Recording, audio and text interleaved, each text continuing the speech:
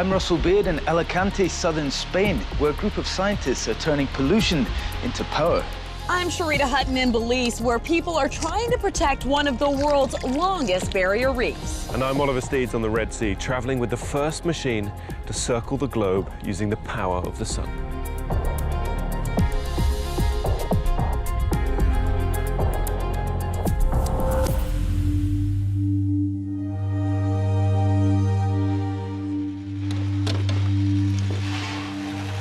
Oil has been the lifeblood of modern civilization, and it's used not just for transportation, for cars and ships and planes, but as a source of raw materials for plastics, fertilizers, and even pharmaceuticals. But as it becomes more difficult and dangerous to extract, the race is on to find a renewable and environmentally sustainable alternative. I'm Russell Beard, and I've come to southern Spain to meet a company that's at the forefront of a new green oil rush. A growing demand for biodiesel is driving deforestation and reducing the land and water available for agriculture. While massive investment in bioethanol is pushing up food prices, with farmers growing crops for cars instead of people. These concerns, plus the potential profits, have prompted the investment of billions into finding the green fuel of the future. We have a problem. Okay, nobody knows exactly how long we are with the crude oil, but it's a finite product. We receive by the sun 15,000 times more energy per day like we use. The only system using minimum 10% of that is the photosynthesis. My idea was to say, look, if the oil, the crude oil has been formed with the CO2 million years ago, we can do that now, but we have to accelerate that. Over the last 6 years, scientists at Biofuel Systems have been developing a process to convert CO2 to energy by harnessing the natural power of photosynthetic algae. And so what are you looking for? What's your ideal algae? The size, the morphology, if we see multiplication, mitosis or not mitosis. The right potential to be your superstar algae. Superstar algae. And this is the mother of all the culture we have. The color is different because we are working with different kind of species and strain of macroalgae. We pass with other volume, 5 liter, 20 liter, 100 liter, 1,000 liter. It doesn't look real, I have to say. It looks like science fiction. So is it fair to say all of this came from one cell? Okay, one microalgae. One microalgae to 300 millions per milliliter. We make the same thing that the nature needs millions of years, but we control and we make it each day. But the first nutrient is carbon, and carbon in form of CO2. Cement manufacture contributes 5% of global CO2 emissions, but BFS sees this not as pollution, but as a raw material. They've established a test facility next to a cement plant near the city of Alicante, from which carbon dioxide is captured and piped through 300 photobioreactors. This is a feeding for the algae. This atom of carbon, they are going to put it in their structure. A sophisticated circulation system ensures maximum exposure to sunlight, which along with the high level of CO2 enables the algae to reproduce 500 times faster than they would in nature. You have to control all the parameters, otherwise from one day to another, you can have no algae anymore. Yeah, it's a living system here. Yeah, it is. Yeah. It is a living system, so as we are. This algae is going to be transformed into a biomass that is susceptible to be transformed in a biocombustible. It looks like this is a long way from being a combustible. I mean, it looks like pond water, let's be honest. We remove the water. This is the water that we obtain after removing the water. The water that we have into the... Yes. No, you just fill this this up water out of the tap. is so clean that we can reuse again and again in our process. This is our idea, we reuse. This is the biomass that we obtain. Wow. Okay? This density of energy, I mean, it is here, but it's just not quite in the right form yet. No, we need to transform it with our thermochemical process that if you want, we can go. They break down the molecular structure with heat and pressure, but the exact process remains top secret. We can reach up to 250 bar, and we can reach up to 450 degrees. You're kind of emulating that fossilization process. So if it was literally 400 million years from here to the end of your machine, we could almost count it in steps. Yes. At that end, it's plant matter, and you can really smell it. It smells a bit like a farmyard. Yes, for sure. But at this end, it's more like oil. You can refine to obtain different fractions. Kerosene, gasoline. And what about the manufacturing processes? Of course, we know that oil is used in plastics, in other manufacturing. Sure. The same chemical component that we have into the crude oil. So in the end, you can do whatever you want. You can do whatever you could do with crude oil, you can do with this. So this is 100% algae-sourced crude oil. It's not what we're used to seeing on Earthrise, is it? Wow, that's energy. Yes, this is the meaning of density of energy. The system acts as a depollutant. For each barrel over 2 tons of CO2 is consumed, half of which will never return to the atmosphere. Not even just carbon neutral. It's a negative balance. It's a negative balance. Right now we are in a pilot plant, and we are working in the technology. We are starting off in Almeria, a new plant, and in Almeria we are going to sell it. And so can we go and see that? Yes, we can go. In Almeria? Yes. Can we fill the car first? Yes. Almeria is home to the worst polluting power station in Spain and a large quarried wasteland unsuitable for agriculture. BFS aims to site their algae farms across the world in places like this, next to big polluters like coal-fired power stations and factories. The scale of this place, wow. So when do you think it will be finished? In a few months. So the civil works finish in 2-3 months. Then we start with building the bioreactors. Maybe in less than 1 year we are in production. So you're using seawater, Is that right? the sunlight, and of course the carbon dioxide from these. Oh, you can see the cement works just here. You don't need to be an expert to see the potential here when we're talking about this amount of energy coming down from the sun, and effectively this amount of resource that most people would see as pollution. That's right. Here we have a big problem with this pollution because it's too much CO2 emission in a small town. We need petroleum, we create petroleum, but a green petroleum. If you give us the surface in the next 30 years, 1/4 of the desert of Libya, you give us that, and we will make the production of 85 million barrels. That means we can reduce 20% the atmospheric CO2. It's not imagination, it's with the parameter you saw this morning in this plant. I want to transmit the message to all of the responsible, to all of the world, to say, look, maybe it's a solution there. Check that, and maybe it's the solution for the future.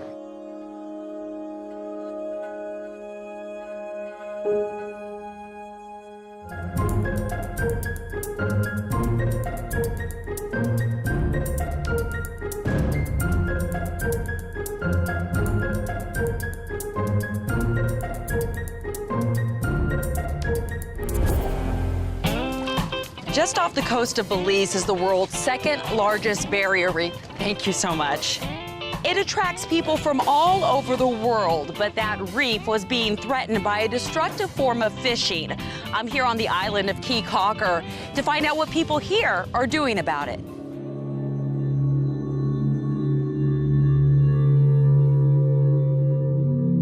Bottom trawling is a pretty destructive fishing practice. These big boats basically rake the bottom of the seafloor. So not only are you killing fish that you don't really know what you're fishing for, but you're also destroying the grounds where those fish are maybe breeding. So there's an immediate impact in indiscriminate fish catching, and there's also a long-term impact of destruction of habitat, which is probably more significant.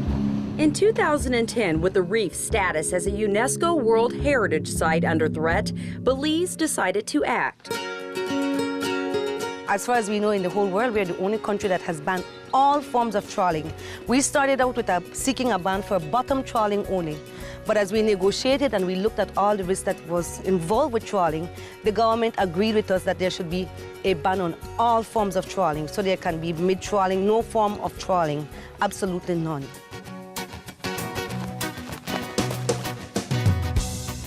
All right, guys, welcome on board Sea Drops. We are headed to the Keycocker Marine Reserve. It's about a 10-minute boat ride. This is Pablo and Chip. They are my guides for the day. Good morning. Good morning. What should we expect to see today? It's a beautiful day. Yeah, it is. We're going to be seeing stingrays and nurse sharks. Besides that, we have some small tropical fishes, corals. All right, so you're talking about sharks. How big of sharks? They're juveniles. They're still, 3 to 6 feet long, but the mature aren't going to be out there today. Okay. Just because they were hunted and fished and they're gone. Yes, we're here. Welcome to Stingray Village. There's sharks in there. They're everywhere. They're all around the boat right now. Sharks are swarming the boat. I don't care. And he's feeding them. Great. Giving the sharks a little bit of sardines here, just to let them know we're here, we're nice and friendly.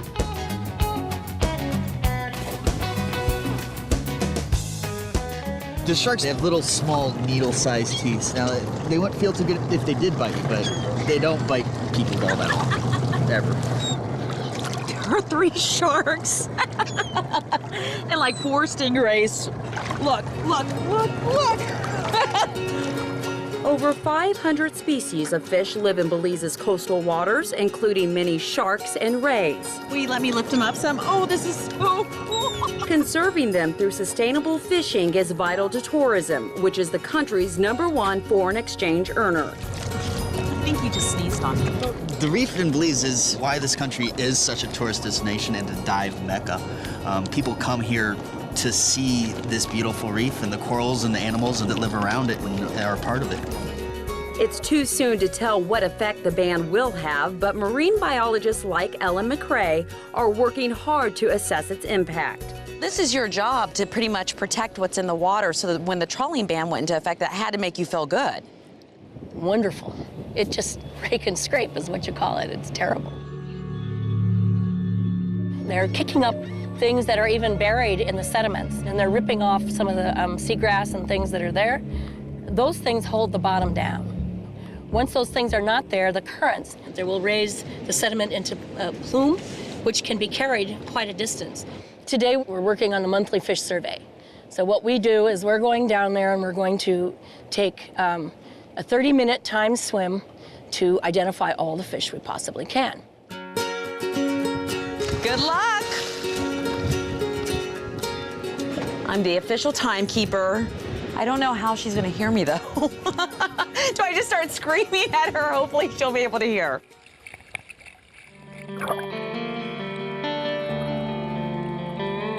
Belize has a nice set of laws. It really does. But unfortunately, there are some ways around it, and it could be stronger. We need to have a little bit more teeth in some of the laws that we do have. There's a nocturnal and early morning fishing that's been happening, and we're helping fisheries to try to combat this. All right, 30 minutes. Ellen! Time! 30 minutes, you're done. Okay. Did you see everything you wanted to or expected, or? Not everything, but and a lot of the stuff I saw after the count was finished. But that's the way it goes sometimes. We'd rather see a little bit less of these floating around. Sometimes we see them entangled on coral colonies and this sort of thing. What is it? It's pieces of fishing nets. Banning trawling may be just the first step in protecting the reefs of Central America, but in Belize, taking a first step is how to lead the way, so others will follow.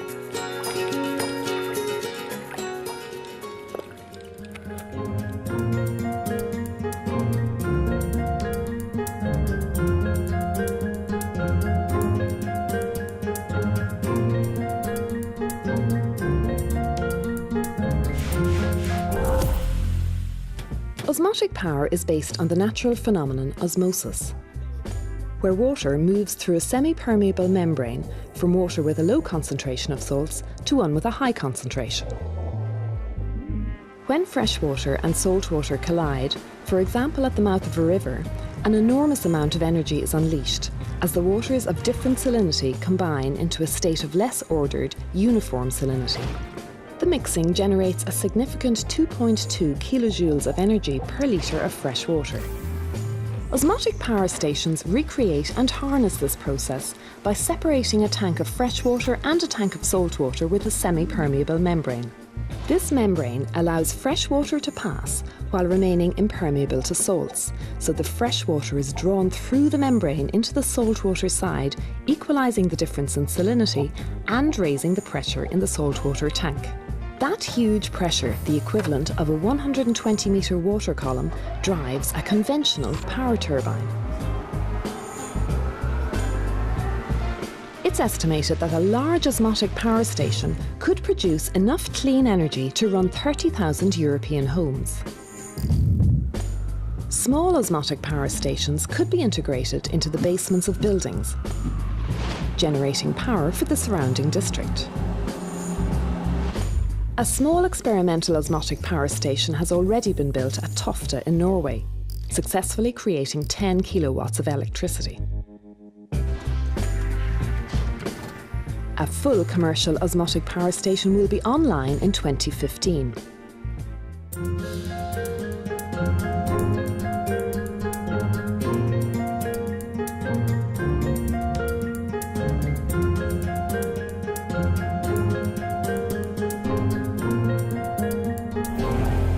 Shipping accounts for at least 4% of all global carbon dioxide emissions. If shipping were a country, it would be the 6th largest emitter of greenhouse gases on the planet, and the sector is expected to grow by 75% in the next 15 years.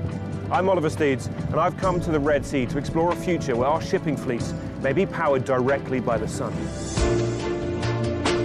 This extraordinary boat is Planet Solar, otherwise known as Tûranor, a name taken from Tolkien's Lord of the Rings, and meaning the power of the sun. We're going to join the crew and sail from here, hectare, up the Red Sea to Sharm el-Sheikh. It's part of their bid to be the first to circumnavigate the planet with solar power alone. Backed by an entrepreneur from the solar industry, Planet Solar cost over $16 million to build and began its odyssey in Monaco back in December 2010. Travelling the seas to demonstrate what is possible with the solar technologies we already have, and carry a simple, positive message. We can change to protect our planet. Welcome on board the Planet Solar. Even though it's a boat of the future, some traditions do remain. First, we had to present ourselves to the captain, Erwan Lurazik. Hi, how are you? Good. Right, so what's happening today? So what's happening? We spent the night at anchor here in the Tûranor archipel, and we're going to heave up anchor, proceed to Sharm el-Sheikh. We have the bosun, Jens ahead, ready to heave up anchor. Okay, let's go. To maximize solar electricity production, outriggers with additional solar panels can be extended like wings. How many solar panels have you got? We have 800 modules, 38,000 cells. So when everything is open, we have more than 537 square meters of solar generator. It is the biggest solar boat in the world.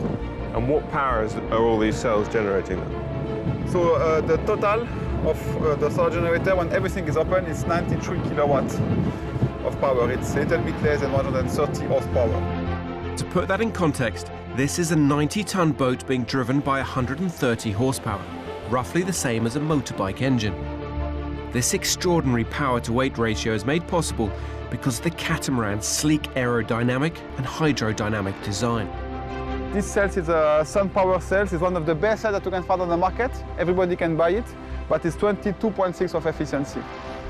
And at the moment, the weather is very good, so we are probably producing like 120, 110 horsepower at the moment. Planet Solar's longest leg was over 1 month without any stops, day and night, meaning they have to be able to recharge their batteries during the day so they can power on by night. It's a constant balance of power production versus power consumption. Cristiano is the engineer on board the boat, and we're going down here, quite a steep drop, into the hull to look at the engines.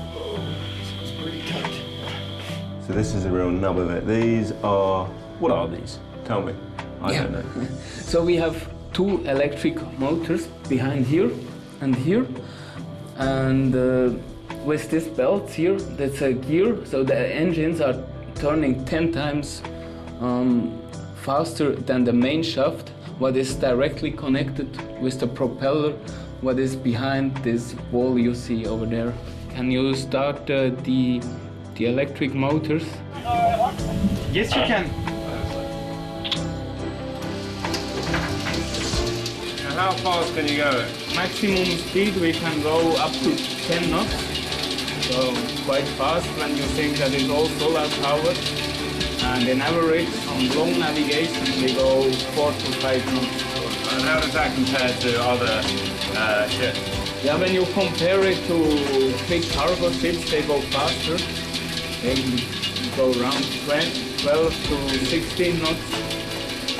When you compare it to normal sailing boats, it's around the same speed. Behind the steel door that Christian's opening up is the heart of the beast. This is the massive battery. It's one of the largest lithium batteries in the world. The problem is it's proprietary technology, and so we're not allowed to film it. And how much energy can you store in those batteries? Up to 1 megawatt hour, what is around 20,000 lights normal. How many days, how many hours of power does that give you then? And this gives us around 3 days of power of its normal navigation speed. It's not only the engines that are powered by solar-generated electricity. So are the lights, computers, navigation systems, fridges and freezers, everything except the gas cooker. It is quite literally a floating solar power station. And silent. On the surface, the bridge looks like any other. Computerized admiralty charts and autopilots, thrust controls for starboard and portside propellers, a steering wheel for manual control of the rudder. But there are a few subtle differences. So this is our electronic management system where, in which we have the battery level, 94%, all of them. As we are here for a few days, we have been able to load completely, maximum. Planet Solar has taken great leaps forward not only in their power system, but also in their approach to navigation. So what's unique about the navigation of Planet Solar? We have to anticipate and navigate with the sun. So the first principle that we used was to stay as close as possible to the equator, because that's where you have more sun, in general. And the second one is that in details, we follow predictions and we anticipate the weather conditions on site with Météo France, the French weather forecast, that is sending us weather predictions every day, twice a day. And on these weather predictions, we have the sunlight. So we can calculate, anticipate what will be our production of energy for the next few days. It's a pioneering piece of software, purpose-built for Planet Solar, but already having application with the solar power industry, helping to predict the number of hours of sunshine per day, enabling them, for the first time, to project their production capacity. What is different about how you then navigate from A to B that another ship would then navigate A to B? Is your route more efficient? The major difference with, I would say, regular ships is that regular ships, they go from A to B straight. We might pass by C or D or even by Z, depending on what are the conditions, sun, wind, current, waves are the most important elements. But of course, the major one is sun. So sometimes it's actually more efficient and faster, not just to go A to B, but to go A to C and then to B. Yes, exactly. Why don't people do that? It seems to make logical sense, if it's actually more efficient and quicker. Unfortunately, not all of them are doing that way, and they just don't bother, and they go straight. But some companies realize that you need to be a little bit more smart than just go straight A to B. Planet Solar hope their pioneering navigational software that improves travel times and subsequently fuel efficiency will be picked up by the shipping industry. There's some big visionary thinking going on here, but what's the actual application for the shipping industry? Oh, I think what we want to demonstrate for the shipping industry, it's we have the technologies to improve first the efficiency and then to use the renewable energies. And we can, with these two main things, increase the efficiency and to reduce the consumption of fossil fuel and also the CO2 emission. And what about the actual application of the solar technology? Can it be applied to shipping? Of course. It's not possible to have every boat in this planet only on solar energy, but we think that close of the equator, it's possible for more than 60% of the boat, like a fishing boat, diving boat, to be only on solar energies.